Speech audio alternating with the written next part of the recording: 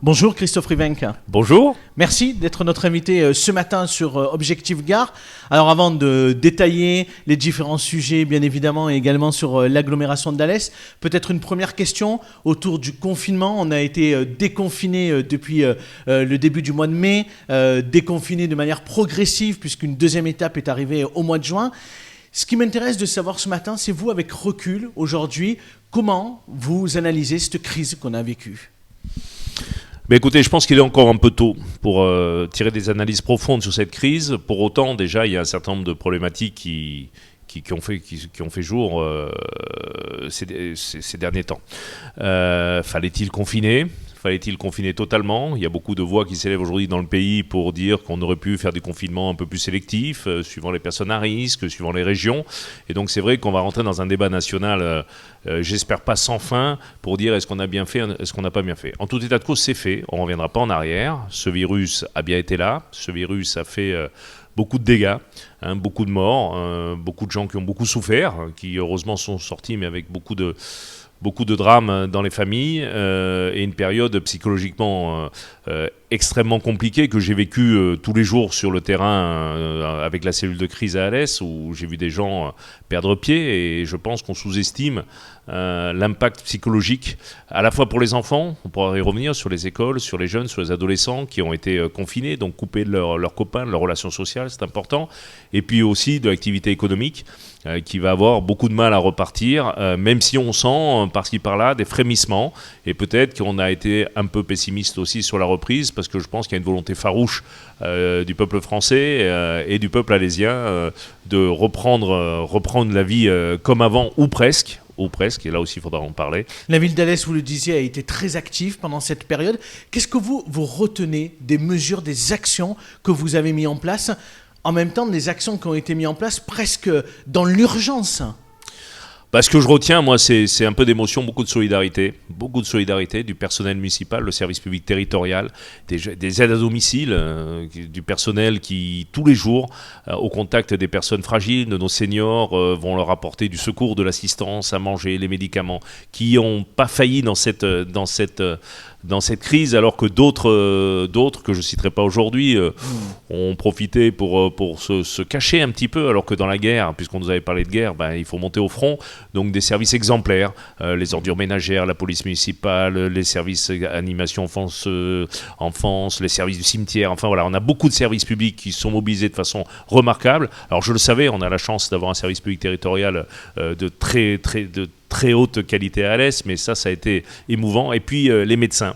Alors tout le monde le dit, c'est vrai que c'est pas pour rajouter ma voix au concert ambiant sur nos soignants qui ont été exemplaires, mais sur Alès particulièrement, c'est surtout ce que je voudrais mettre en valeur, c'est la façon dont ils ont eu de travailler ensemble, à la fois les médecins de ville, les infirmiers libéraux, le centre hospitalier, la clinique Bonnefond, les services de la mairie, et c'est vrai que l'une des choses les plus touchantes, c'est un courrier que nous ont adressé à Max Roustin et moi-même les médecins à l'issue de cette crise, pour nous remercier, nous, les services de la ville, et surtout pour dire qu'à Alès, on avait été exemplaires. Et en domaine de santé, il y a un autre domaine également, c'est l'économie. On l'a vu aussi sur Alès, des bars, des restaurants, des commerces qui sont restés fermés pendant 2 mois.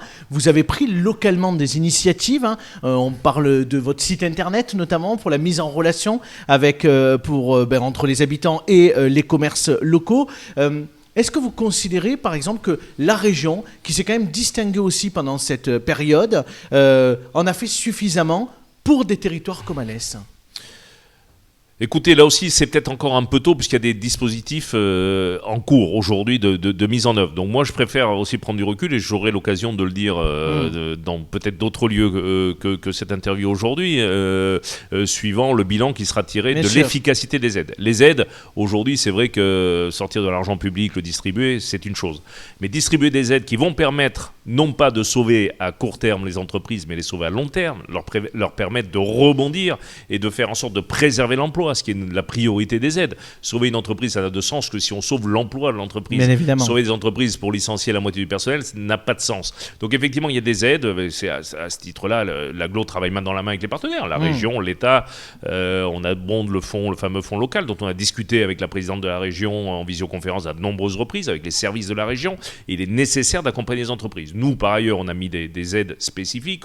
Bon, comme beaucoup de villes, on n'a pas fait payer, bien sûr, les terrasses, les stationnements, les choses comme ça, mais ça, c'est du ponctuel pour passer la crise. Ce qu'il faut, c'est mettre en place des systèmes à moyen et long terme. C'est l'idée, par exemple, de cette fameuse plateforme Allez Sauf Course, l'Amazon locale, comme certains l'ont titré, effectivement, qui doit permettre tout simplement aux habitants du territoire de pouvoir avoir accès à leur commerce de cœur de ville. Et j'en profite pour le dire aussi, c'est vrai que la collectivité met beaucoup de moyens dans cette affaire, et c'est bien, et c'est nécessaire, et c'est volontairement que nous le faisons. Pour autant, le commerce local comme les entreprises seront sauvés par les clients. Ça veut dire qu'à un moment, moi je l'entends, il faut sauver je suis le plus ardent défenseur du commerce de proximité. Depuis plus de 15 ans sur Alès, je travaille à la mise en place d'idées avec les premiers FISAC, les premiers cœurs de ville, les actions cœurs de ville. Voilà. Donc ça, c'est pas moi qu'il faut convaincre. Ce qu'il faut convaincre, c'est les acheteurs d'acheter local. C'est le sens de la campagne qu'on lance, acheter local. Si on veut sauver le commerce local, qui est une nécessité absolue pour la qualité de vie, il faut acheter local, il faut aller en ville, il faut servir sur Allez Sauf Course, et il faut éviter les grandes plateformes. Écoutez, moi je n'ai rien contre Amazon, ça peut créer de l'emploi, mais je vous dis, il faut l'utiliser qu'avec parcimonie. Aller à 3-4% de son budget de consommation, mais 97% dans le local. Sinon, on s'en sortira pas. Et c'est collectivement qu'on va s'en sortir. Et j'y crois. En mots de politique, à présent, le 15 mars dernier, Max Roustan, le maire d'Alès, a été réélu. Vous êtes désormais son premier adjoint à la ville d'Alès. Finalement, là aussi, le confinement a interrompu j'ai envie de dire la vie politique normale. Vous avez continué bien évidemment à travailler pendant toute cette période de confinement, mais aujourd'hui vous vous projetez forcément sur les 6 ans à venir. Quels sont les finalement projets, les expériences qui vous tiennent le plus à cœur et que vous avez envie de mener aux côtés de Max Roustan?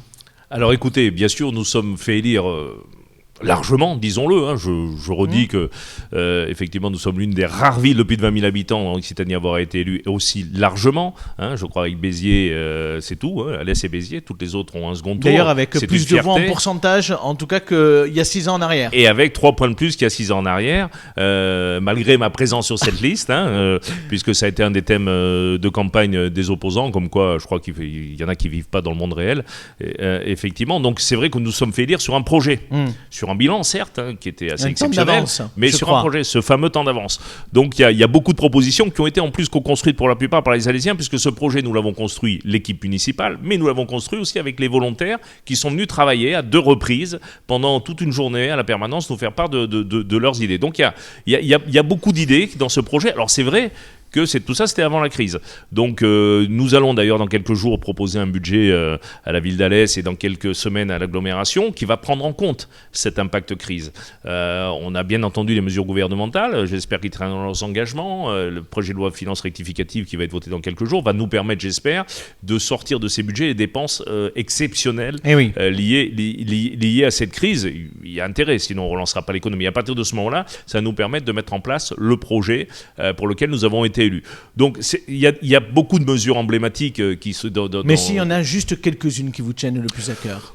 Bah écoutez, aujourd'hui, les mesures qui vont nous tenir le plus à cœur, ça va être sur le développement, sur le développement économique. C'est-à-dire, on a la maison des entreprises, ce fameux guichet unique, avec la mise en place d'un conseil économique territorial qui va être mis en place dans les quelques mois qui vont venir. Il y a effectivement une salle de concert qui était prévue, là aussi, qui avait été plébiscitée. Vous arriverez à tenir toutes les promesses, malgré l'économie qui risque de vaciller? Eh ben, vous savez, nous, je crois que la marque de fabrique du territoire, c'est qu'on tient toujours nos promesses. D'ailleurs, nos opposants ont eu du mal à faire le bilan de notre action de façon négative. Hein. D'ailleurs, ils s'en sont bien gardés puisqu'il y avait beaucoup de choses à pas dire, justement.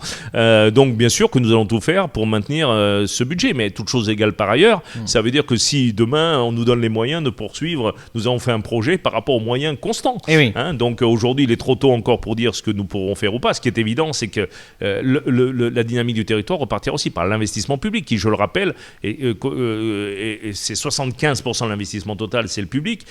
C'est des emplois colossaux à la clé. Et donc, quelque part, si nous, on arrête cet investissement, hein, avec les impôts, avec l'argent public, tout va s'arrêter. Donc, on va tuer un territoire. Or, effectivement, nous avons des grandes ambitions pour ce territoire d'Alès, qui est un territoire d'avenir, je le redis, de cette belle région Occitanie, à tel point que dans quelques jours, va fleurir une grande campagne de marketing territorial dans le métro parisien. Les Alésiens se posent la question, qu'est-ce que la mairie, qu'est-ce que l'agglo va pouvoir mettre en œuvre cet été? Parce qu'on sait que la feria avait été repoussée en août.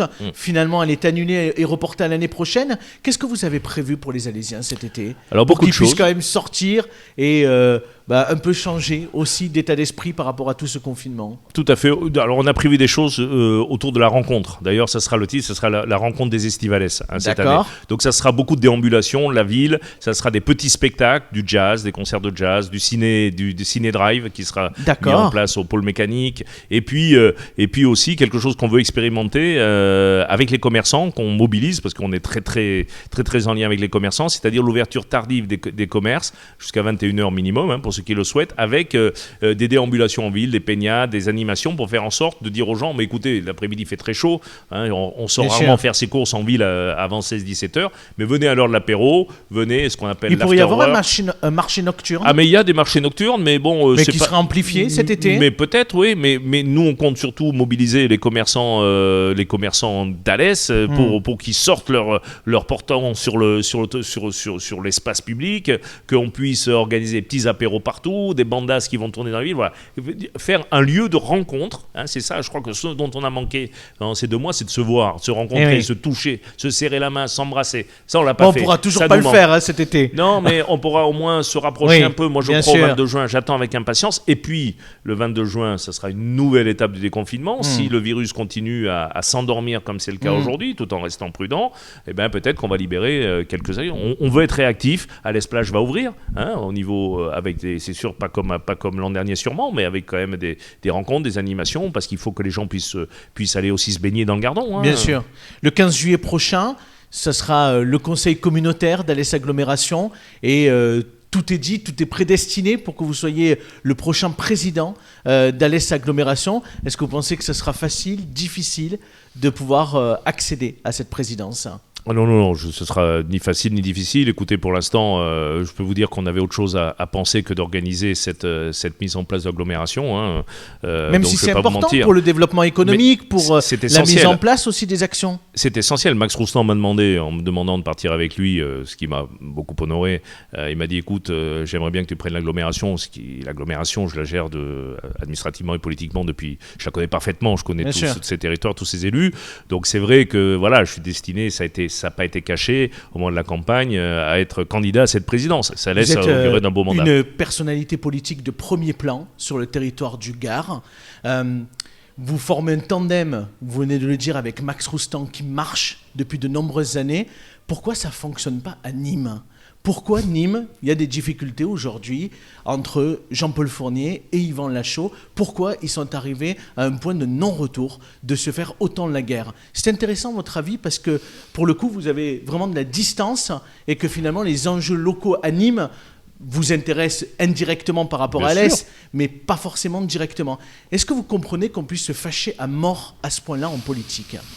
Mais écoutez, moi, je n'ai pas trop envie de parler de mes amis ni moi. C'est évident que je pense. D'une personnalité politique mais tout de à premier fait. plan. Et moi, vous savez l'amitié que j'ai pour Jean-Paul Fournier, pour toute son équipe, depuis que je connais aussi depuis plus de 35 ans. Jean-Paul, bien avant qu'il soit maire de Nîmes, quand nous étions tous les deux au RPR à l'époque. Donc voilà, la différence majeure. C'est-à-dire que contrairement là aussi à ce que certains peuvent dire ou penser, nous, à Alès, c'est pas une question d'ambition. Max Roustan, vous le savez, c'est pas les titres, il court pas après les titres, il court après les actions. Et moi, je sers Max Roustan et le territoire depuis 28 ans. Si j'avais eu de l'ambition politique, c'est pas à Alès que je serais resté. Si j'avais voulu être député, sénateur, ministre ou je ne sais quoi, il fallait que je quitte Alès. Et je n'ai jamais, dans mon intention, voulu être calife à la place du calife. 28 ans que je suis à ses côtés. Aujourd'hui, il me demande d'être encore à ses côtés comme premier adjoint. Vous pensez que c'est ce qu'a voulu faire Yvan Lachaud un peu ? Je pense pas. Je pense que justement... Être trop dans l'ambition ? Je pense que avoir de l'ambition, c'est bien, c'est pas moi qui vais dire le contraire, pour un territoire. Avoir de l'ambition pour soi-même, il faut se mettre.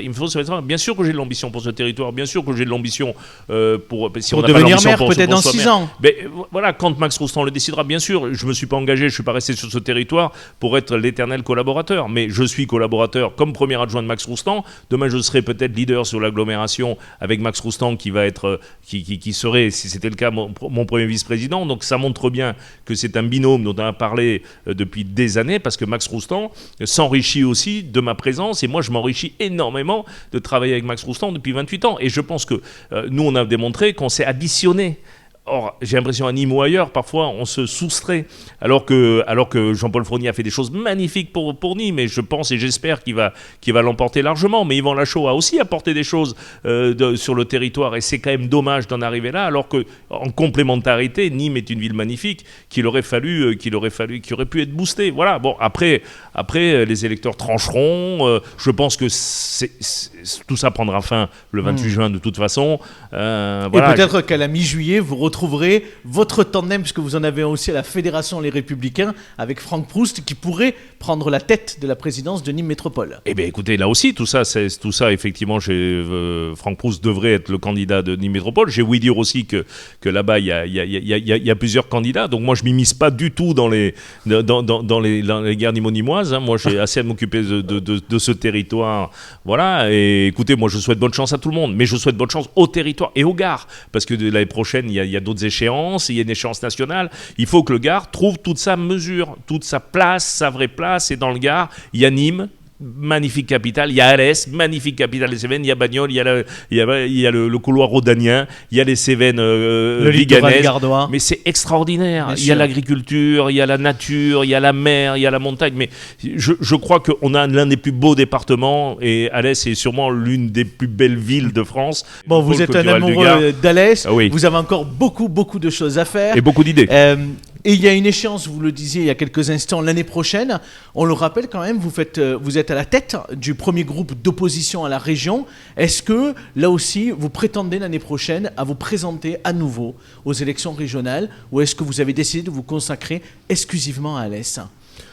Écoutez, aujourd'hui, c'est peut-être encore un peu tôt, mais moi, je ne suis pas de ceux qui cachent leurs ambitions. La région, aujourd'hui, est essentielle, est une collectivité locale essentielle pour aider les territoires. D'ailleurs, d'autant plus depuis le regroupement et les grandes moyens. Régions. C'est la collectivité locale qui a le plus de moyens. Donc, effectivement, être aujourd'hui responsable local, premier adjoint, président d'agglomération, je ne sais quoi, et être conseiller régional a du sens pour effectivement... Mais vous avez le temps de tout faire ?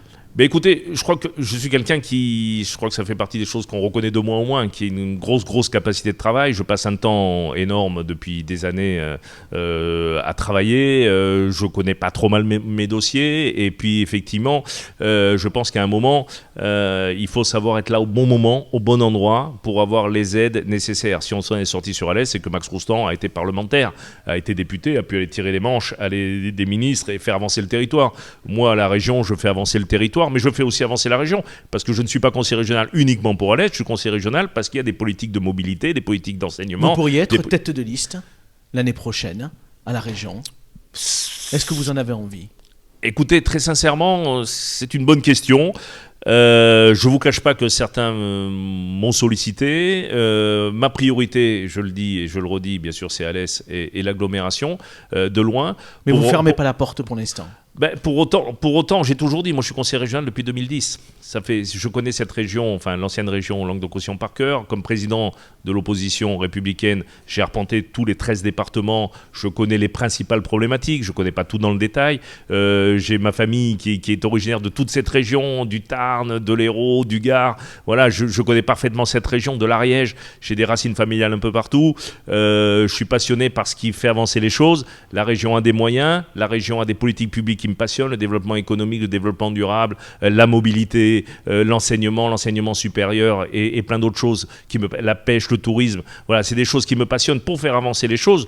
Donc moi, je n'interdis rien, mais ma priorité, ça reste Alès, ma ville d'Alès et le territoire d'Alès. Merci beaucoup, Monsieur Rivenc, d'avoir été avec nous ce matin. Merci à vous.